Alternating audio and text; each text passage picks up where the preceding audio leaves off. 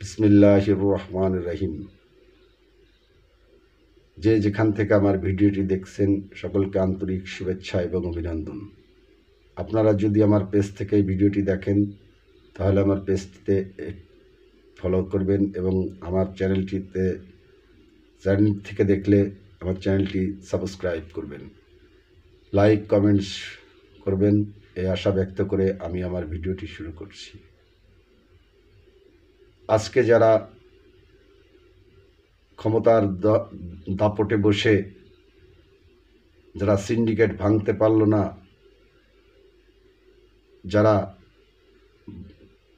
অনেক আশা আকাঙ্ক্ষা করে যাদেরকে এদেশের মানুষ ক্ষমতায় বসিয়েছিল,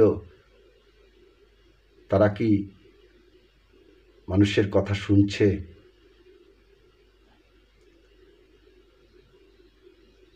কাকের মাংস কাকে খায় না, এরকম একটি প্রবাদ বাক্য বাংলাদেশের মাটিতে আছে।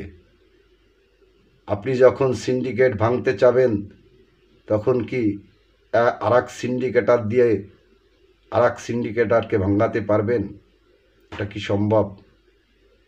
শেখ বশিরউদ্দিনরা সারা জীবন সিন্ডিকেট ব্যবসা করে এসেছেন।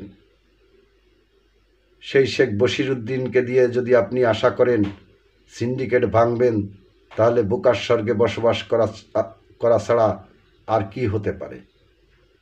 সবচেয়ে বড় প্রশ্ন হচ্ছে, আমরা যখন সিন্ডিকেটের কথা বলি, আমরা যখন মানুষের দৌড়গৌড়ে গিয়ে কথা বলি, আমরা যখন মানুষের সমালোচনা করি, তখন ভেবে দেখি না কাকে নিয়ে আলোচনা করছি, কার ভালো বলছি, কার মন্দ বলছি।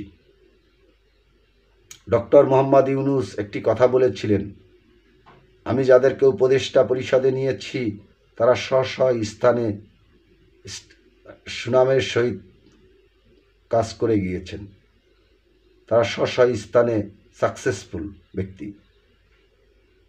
তা আমিও তো স্বীকার করি যে তারা স্ব স্থানে সাকসেসফুল, কিন্তু তারা কি রাষ্ট্র চালাতে সক্ষম? আজ এক রাতারাতির ভিতরে চালের দাম বেড়ে গেল 12 টাকা থেকে 20 টাকা, তেলের দাম বেড়ে গেল, ভোজ্য তেলের দাম বেড়ে গেল 8 টাকা। তারপরেও বাংলাদেশের মানুষ ভোজ্য তেল পাচ্ছে না বললেই চলে। তাহলে আপনি কি করছেন? কাকে দিয়ে আপনি রাষ্ট্র পরিচালনা করছেন? কাকে দিয়ে সিন্ডিকেট ভাঙার জন্য এনেছেন? নাকি আপনারা সিন্ডিকেট ভাঙতেই চান না? যে যায় লঙ্কায় সেই হয় রাবণ, কথাটি সেরকম নয় তো? আপনি বশির আহমেদের মতো সিন্ডিকেট ব্যবসায়ী দিয়ে সিন্ডিকেট ভাঙার জন্য তাকে উপদেষ্টা পরিষদে বসিয়েছেন। যে বশির আহমেদ অন্যের পকেটের টাকা কেটে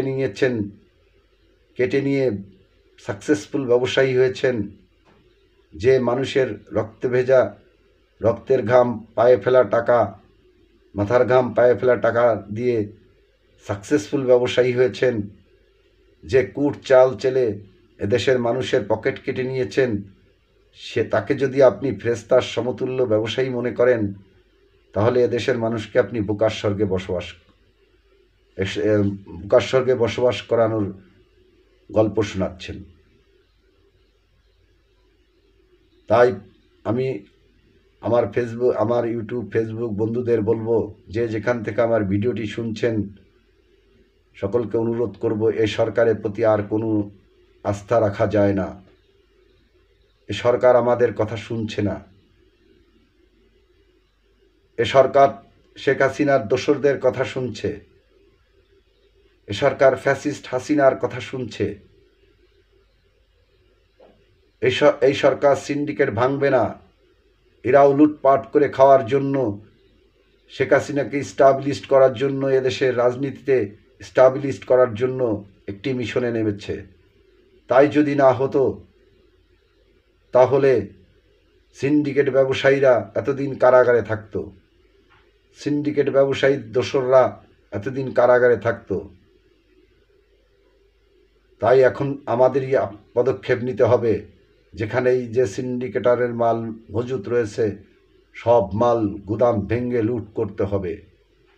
প্রত্যেকটা গুদাম থেকে মাল লুট করতে হবে। সিন্ডিকেট ব্যবসায়ীদের বাড়িতে আগুন ধরিয়ে দিতে হবে। এ কাজে যে বাধা দিবে তাকে পদপিষ্ট করে মেরে ফেলতে হবে। যদি সম্ভব না হয় আসলা বাঁশ দিয়ে চৌরাস্তায় আলতাপ পুলিশের মতো ঝুলিয়ে রাখতে হবে। এটাই হবে এদেশে মানুষের সর্বশেষ প্রতিবাদ। কোনো সরকারি সিন্ডিকেট ভেঙে দিবে না, সিন্ডিকেটের মনে আতঙ্ক সৃষ্টি করে দিতে হবে।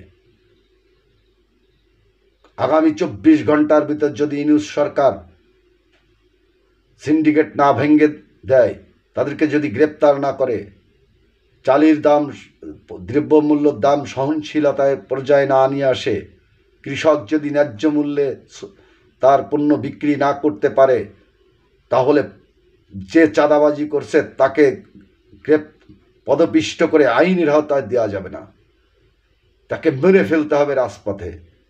সিন্ডিকেট ব্যবসায়ীর গুদাম ভেঙে ফেলতে হবে, সিন্ডিকেটকারীকে রাজপথে পদপিষ্ট করে মেরে ফেলতে হবে। এটাই হবে এদেশের বিপ্লবী মানুষের বিপ্লবী মনোভাবের বিপ্লবী বহিঃপ্রকাশ। তা না হলে আর কোনো সরকারের প্রতি আর আমাদেরকে আস্থা রাখার কোনো সুযোগ নেই।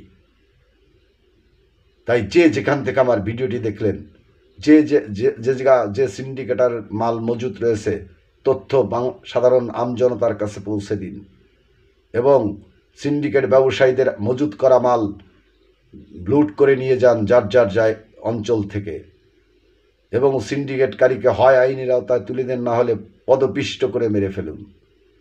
আর এর যারা সহযোগিতা করতে আসবে তাদেরকে আপনি আসলা বাঁশ দিয়ে ওই যে আলতাপ পুলিশের মতো চৌরাস্তার উপর ঝুলিয়ে রাখুন একটা হারিকেন দিয়ে। না হলে এদেশের সিন্ডিকেট ব্যবসায়ীরা মানুষ হবে না। এরা শয়তানের বাচ্চা, এরা শুয়োরের বাচ্চা, এরা কুত্তার বাচ্চা, এরা জারজের বাচ্চা। এরা আমাদেরকে সারা জীবন একই কায়দায় পদপিষ্ট করে মারবে।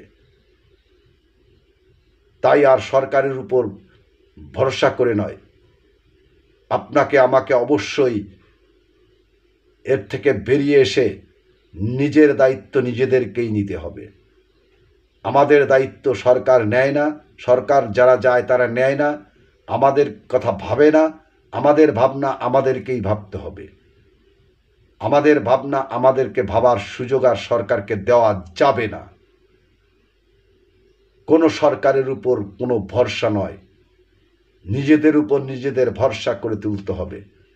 ফ্যাসিস্ট হাসিনা যখন পালিয়েছে, সিন্ডিকেট আমরা ভেঙে দিতে পারবো।